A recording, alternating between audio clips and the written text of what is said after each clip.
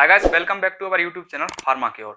I am Dr Yashpal Patel and इस video में हम चर्चा करने वाले हैं कि साइटिका के डायग्नोसिस कैसे किया जा सकता है और इसका ट्रीटमेंट कैसे किया जाता है। कौन कौन सी दवाएं हैं जो साइटिका के पेन में ट्रीटमेंट के लिए उपयोग की जाती हैं। साइटिका का पता लगाने के लिए कौन कौन से टेस्ट किए जाते हैं और साइटिका को ट्रीटमेंट के लिए, साइटिका के इलाज के लिए कौन कौन सी दवाएं उपयोग की जाती हैं। हम साइटिका के डायग्नोसिस और ट्रीटमेंट के बारे में डिटेल में डिस्कस करेंगे। सो वीडियो को अंत तक देखें ताकि आपको पूरा का पूरा समझ में आ सके। यह वीडियो आपके लिए काफी नॉलेजफुल रहने वाला है। सबसे पहले जान लेते हैं कि साइटिका का डायग्नोसिस कैसे किया जा सकता है, कौन कौन से टेस्ट होते हैं जिनसे साइटिका का पता लगाया जा सकता है। तो इसके लिए 3 टेस्ट होते हैं। एक तो होता है एक्सरे, दूसरा होता है एमआरआई और तीसरा होता है सीटी स्कैन। यदि आपको लग रहा है कि साइटिका का पेन हो रहा है या साइटिका की आपको शक है, थोड़ा सा आपको लग रहा है कि साइटिका हो सकता है, तो आप या तो एक्सरे करा सकते हैं या सीटी स्कैन करा सकते हैं या एमआरआई भी करा सकते हैं। इन तीनों टेस्ट में से यदि आप कोई एक टेस्ट भी कराते हैं तो आपको साइटिका का पता लग सकता है और पता चल सकता है कि आपको साइटिका है या नहीं है। सीटी स्कैन से भी पूरा का पूरा पता लग सकता है कि साइटिका है कि नहीं है। एमआरआई से भी आप पता कर सकते हैं। तो यह 3 टेस्ट होते हैं, सीटी स्कैन, एक्सरे और एमआरआई। इन तीनों में से किसी एक टेस्ट को कराकर आप पता लगा सकते हैं कि साइटिका है या नहीं है। तो ये तो बात होगी डायग्नोसिस की। अब हम बात करते हैं कि कौन कौन सा इसके लिए ट्रीटमेंट किया जा सकता है, कौन कौन सी दवाएं इसमें साइटिका के ट्रीटमेंट में उपयोग की जाती हैं। यदि हम इसके ट्रीटमेंट की बात करें तो 2 प्रकार से इसका ट्रीटमेंट चलता है। यह अकॉर्डिंग टू कॉजेस के ऊपर ट्रीटमेंट चलता है। यदि हम दवाई के द्वारा इसकी ट्रीटमेंट की यदि बात करें तो दवाइयां सिर्फ सिम्प्टोमेटिक थेरेपी के रूप में ही दी जाती हैं। आप दवाइयों से साइटिका को ठीक नहीं कर सकते हैं। इसके लिए सर्जरी की जरूरत होती है, इसके लिए एंडोस्कोपी की जरूरत होती है या इम्प्लांटेशन की जरूरत होती है। देखिए, यदि नॉर्मल साइटिका का पेन है तो हो सकता है दवाइयां काम कर जाएं। यदि कोई और वजह से यदि साइटिका का पेन हो रहा है, साइटिका नर्व किसी और वजह से यदि दब गई है, तो आपकी दवाएं कुछ काम नहीं आ सकती हैं। इससे साइटिका का इलाज नहीं किया जा सकता है। सिर्फ आप सिम्टम को ही रोक सकते हैं, आप दर्द को कम कर सकते हैं, पेन को रिलीफ दे सकते हैं, लेकिन आप पूरी तरह से दवाओं के साथ साइटिका का ट्रीटमेंट नहीं कर सकते हैं।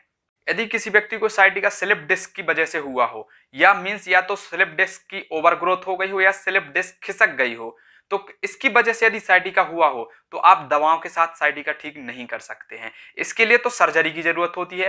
पहला होता है एंडोस्कोपी, दूसरा इम्प्लांटेशन। यदि एंडोस्कोपी इसके लिए किया जाता है, एंडोस्कोपी सर्जरी इसलिए की जाती है यदि किसी व्यक्ति में स्लिप डिस्क की ओवरग्रोथ हो गई हो जिसकी वजह से साइटिक नर्व दब जाती है और साइटिका का पेन होने लगता है। तो एंडोस्कोपी द्वारा क्या किया जाता है, उस ग्रोथ हुई है, जो स्लिप डिस्क की ओवरग्रोथ हुई है, उसको काट दिया जाता है। स्लिप डिस्क की ओवरग्रोथ को काट दिया जाता है जिससे साइटिक नर्व पर पड़ा हुआ प्रेशर हट जाता है और साइटिका के पेन में रिलीफ मिल जाता है और जो साइटिक नर्व होती है उसमें प्रॉपर्ली सेंसेशन चलने लगता है, सिग्नलिंग होने लगती है और साइटिका ठीक हो जाता है। दूसरा होता है इम्प्लांटेशन। देखिए क्या होता है, कभी कभी स्लिप डिस्क खिसक जाती है। स्लिप डिस्क की खिसकने की वजह से जो साइटिक नर्व होती है वह दब जाती है, उस पर प्रेशर क्रिएट हो जाता है और साइटिका पेन स्टार्ट हो जाता है। तो इसमें सिर्फ एक ही कारण होता है, यदि स्लिप डिस्क खिसक गई है तो उसको हटा देना। स्लिप डिस्क को हटा देते हैं और दूसरा स्लिप डिस्क उसकी जगह पर इम्प्लांट कर देते हैं और जो साइटिक नर्व पर जो प्रेशर क्रिएट हो रहा था वह प्रेशर हट जाता है और साइटिका में रिलीफ मिल जाता है और साइटिका ठीक हो जाता है। तो यदि स्लिप डिस्क की प्रॉब्लम है तो उसमें सिर्फ सर्जरी होती है, या तो एंडोस्कोपी होगी या इम्प्लांटेशन होगा और इससे साइटिका ठीक भी हो जाता है। तो यदि स्लिप डिस्क की प्रॉब्लम है तो यह दवाओं से ठीक नहीं किया जा सकता, इसके लिए सर्जरी की जरूरत पड़ती है। अब नेक्स्ट हम बात करते हैं, यदि नॉर्मल साइटिका का पेन है, मींस या तो स्पाइनल नर्व के नार्विंग होने की वजह से है या मसल स्पाज्म की वजह से है, तो इसमें जो सिम्टम्स देखने को मिलते हैं उस सिम्टम्स को दवाओं के साथ ट्रीट किया जा सकता है। बाकी दवाओं के साथ पूरा साइटिका को ठीक नहीं किया जा सकता है। मींस जब भी आपको साइटिका का पेन होगा तो दर्द होगा, उसको झटके के साथ दर्द होगा, तो आप इन सिम्टम्स को कम कर सकते हो, बाकी साइटिका को हमेशा के लिए पूरी तरह से ठीक नहीं कर सकते हो। यह दवाएं सिर्फ आपको सिम्प्टोमेटिक थेरेपी के रूप में ही दी जाती हैं। यह दवाएं आपको लाइफ लॉन्ग में लेनी पड़ेंगी। तो हम जान लेते हैं कि साइटिका पेन में कौन कौन सी दवाएं उपयोग की जाती हैं, कौन कौन सी दवाएं इसमें चलती हैं। तो फर्स्ट हम बात कर लेते हैं, जब भी साइटिका है किसी व्यक्ति को तो उसको पेन होगा तो हमें उसके लिए पेन रिलीफ दवा लेनी पड़ेगी। तो पेन रिलीफ में यदि हम बात करें तो मायोरेल 4mg 8mg नाम से मार्केट में कैप्सूल आता है। मायोरेल 4mg या 8mg में मार्केट में मिलता है। सेकंड पेन रिलीफ की बात करें तो जीरोडोल एमआर नाम से मार्केट में टैबलेट्स आती है। सेकंड पेन रिलीफ टैबलेट की बात करें तो क्लोरजोक्साजोन टैबलेट मार्केट में आती है, यह जीरोडोल एमआर नाम से मार्केट में मिल जाती है। जो Myoril 4 mg and 8 mg and chlorzoxazone tablet यह क्या करती हैं, मसल्स के पेन को रिलीफ प्रोवाइड कराती हैं। जो मसल्स होता है उसमें जो पेन होता है उसको पेन को रिलीफ प्रोवाइड कराती हैं और जो उसमें जो स्वेलिंग होती है उस स्वेलिंग को भी कम करती हैं। जीरोडोल एमआर नाम से मार्केट में आती है एंड मायोरेल 4 mg 8 mg का कैप्सूल आता है।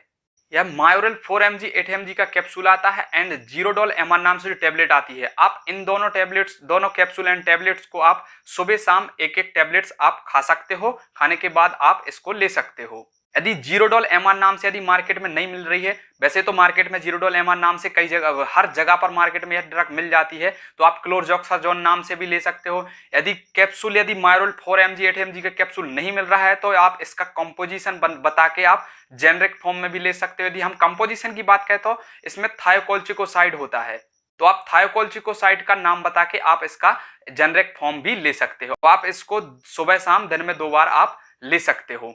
इसको आपको सुबह शाम दोनों टाइम लेना है, खाने के बाद लेना है। यह क्या करती है, मसल्स के पेन को रिलीफ प्रोवाइड कराती हैं और स्केलेटल एक प्रकार के मसल रिलैक्सेंट होती हैं और यह स्वेलिंग को भी कम करती हैं। नेक्स्ट हम बात करते हैं एनसेड। इसमें कुछ एनसेड भी आप यूज कर सकते हो। सबसे फेमस टैबलेट्स होती है अल्ट्रासेट। अल्ट्रासेट टैबलेट्स मार्केट में कहीं भी मिल जाती है। अल्ट्रासेट के नाम से आप किसी भी मेडिकल स्टोर से कहीं भी आप ले सकते हो। यह साइटिका के पेन में बहुत ज्यादा फेमस टैबलेट है, कहीं भी यह प्रोवाइड हो जाती है, आपको कहीं पर भी यह टैबलेट मिल जाती है। अल्ट्रासेट एक बहुत ही बेजोड़ दवा है साइटिका के पेन के लिए। तो अल्ट्रासेट तो समझ लीजिए आप रामबाण है साइटिका के लिए। अल्ट्रासेट तो आपको ले ही लेना है। अल्ट्रासेट को आपको सुबह शाम खाने के बाद आपको खाना है। अल्ट्रासेट तो काम कर ही जाती है।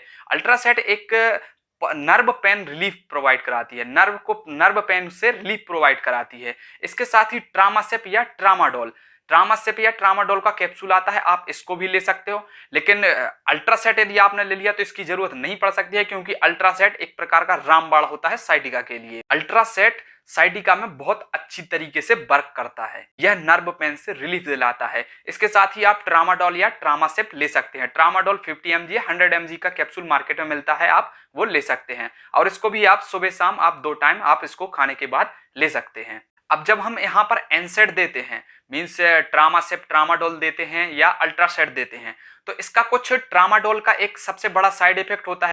एसिडिटी कॉज कर सकती है, पेट में गैस को बना सकती है, वॉमिटिंग कॉज कर सकती है, नौसिया कॉज कर सकती है। तो इसके लिए हमें पेट की टेबलेट्स भी साथ में कॉम्बिनेशन में लेनी पड़ती हैं, जिसमें से ओमेज डी नाम से मार्केट में आती है, आप इस टेबलेट्स को ले सकते हो।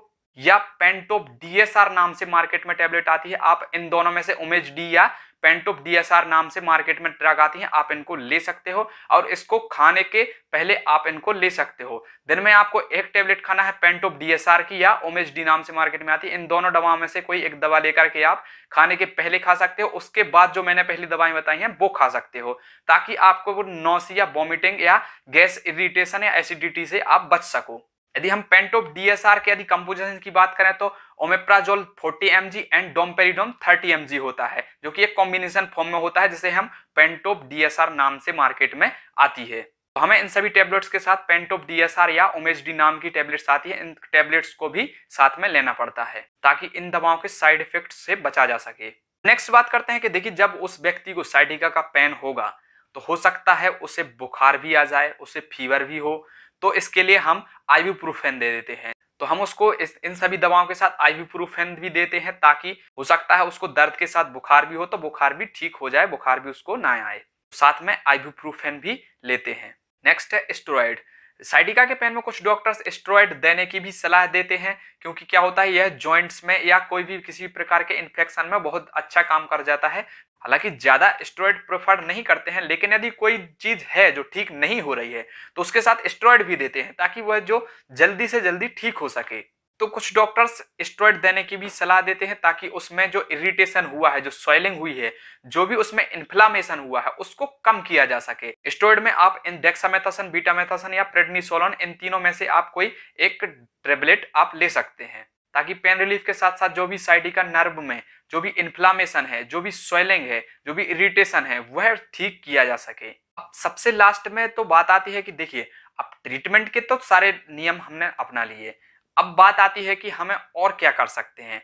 तो सबसे इंपॉर्टेंट चीज यही होती है कि आप अपने लाइफ स्टाइल को ठीक कर सकते हैं, आप खाना बेटर खा सकते हैं या अपने डाइट को सुधार सकते हैं। और सबसे इंपॉर्टेंट चीज आती है कि अपनी डाइट में, अपने लाइफ स्टाइल में आप एक्सरसाइज को महत्व दें। आप सुबह या शाम को आप एक्सरसाइज में बढ़ावा दें, रूटीन में एक्सरसाइज को रखें, लाइफ स्टाइल को अच्छे ढंग से चेंज करें। यदि आप डेली रूटीन में एक्सरसाइज को रखते हैं और अपने लाइफ स्टाइल को सही ढंग से यदि चेंज करते हैं तो हो सकता है कि साइटिका पेन ठीक हो जाए। ज्यादा चांसेस होते हैं कि साइटिका बहुत जल्दी ठीक हो सकता है। अभी तक मैंने जो भी साइटिका के ट्रीटमेंट के लिए जो भी दवाएं बताई हैं, इन दवाओं को आपको सेल्फ मेडिकेशन नहीं करना है। यदि आप इनमें से कोई भी यदि दवा लेते हैं तो आपको डॉक्टर से कंसल्ट करना बहुत जरूरी है। आपको कोई भी सेल्फ मेडिकेशन नहीं करना है। यह ट्रीटमेंट एंड दवाएं आपके सिर्फ नॉलेज पर्पस के लिए है, आपको इन्हें खुद से नहीं लेना चाहिए। यहाँ तक कि किसी भी ड्रग को, किसी भी दवाई को आपको कभी खुद से नहीं लेना चाहिए। किसी भी दवाई को लेने से पहले डॉक्टर से कंसल्ट जरूर करें।